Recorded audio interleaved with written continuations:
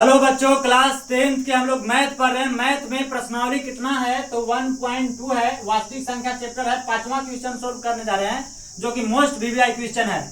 आइए हम लोग इसको देखते हैं। बहुत प्यारा क्वेश्चन है। 5वां क्वेश्चन है। कहता है कि जांच कीजिए कि क्या किसी प्राकृतिक संख्या 6n अंक है ना 0 पर समाप्त हो सकती है। यानी कि 6 के पावर n अंक जो है वो 0 पर समाप्त हो सकती है। जांच करना है, समझे। तो सबसे पहले हम लोग मैथ बनाने से पहले क्या कहेंगे, हल कहेंगे। मोस्ट वीवीआई है, आपका वीवीआई है, बात को ध्यान दीजिए। कहता है कि जांच कीजिए कि क्या किसी प्राकृतिक संख्या 6 के पावर n अंक 0 पर समाप्त हो सकती है।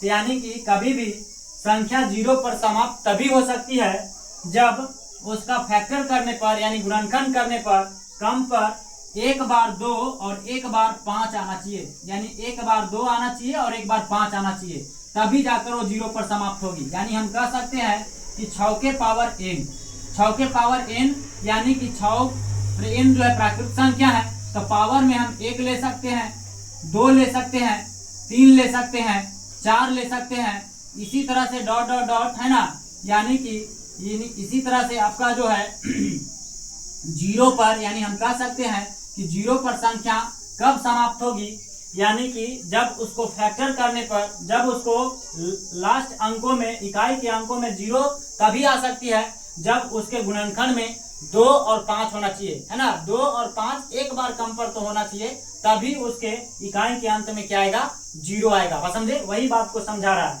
तो हम लोग कहेंगे चूंकि है ना 6 को हम लोग फैक्टर कर देंगे इस प्रकार से, तो 2 से लग जाएगा द्वितीय 6 और फिर 3 से लगा देंगे तो 3 एकम हम लोग क्या कह देंगे, 3। बात समझे। अब देखो यहाँ पे समझेंगे हम लोग कि क्या समझेंगे। तो हम कहें कि इसको फैक्टर किए तो हमको क्या मिला बच्चा, तो हमको जो यहाँ पे मिला है ना, यानी यहाँ पे मिला 6 बराबर हम कहेंगे 2 गुना 3 गुना 1। 2 गुना 3 गुना क्या कहेंगे, 1 कहेंगे। बात समझे। तो यहाँ पे हम देख रहे हैं कि 2 तो है लेकिन 5 नहीं है। बात समझे। यानी कि 6 को जब फैक्टर किया गया है ना, जब देखा गया तो यहाँ पे इसके गुणनखंड में है ना, इसके गुणनखंड में यानी कि 2 है, 5 नहीं है। 5 कम पर होना चाहिए, एक बार 2 और एक बार क्या होना चाहिए, 5 होना चाहिए। अगर 2 और 5 होगा तभी जाकर ये संख्या जो है ना 6 के पावर n जो है वो 0 पर क्या हो सकती है, समाप्त हो सकती है। तो हम लोग कहेंगे, हम लोग क्या कहेंगे, हम लोग कहेंगे कि 6 के पावर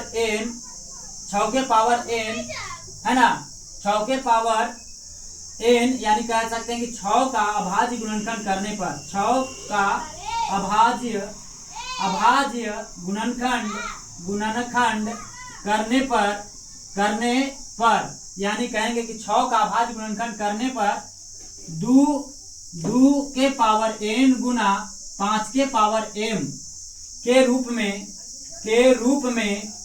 नहीं है, नहीं है। बात समझे। यानी कि यहाँ पे हम देख रहे हैं तो 2 के पावर n और 5 के पावर m के रूप में नहीं है। अतः हम कह सकते हैं कि अतः 6 के पावर n अंक 0 पर समाप्त अतः 6 के पावर n अंक 0 पर समाप्त नहीं हो सकता है। बात समझे। यानी कि कम पर उसको फैक्टर करने पर 2 गुना में क्या मिलना चाहिए, 5 मिलना चाहिए। कम पर एक बार, अगर 2 गुना में 5 दोनों मिलना चाहिए, एक नहीं दोनों, यानी 2 भी और 5 भी, 2 भी और 5 भी, तभी जाकर वो संख्या 0 पर समाप्त होगा, है ना, अन्यथा नहीं होगा। चलिए इसको आप स्क्रीनशॉट कर लीजिए।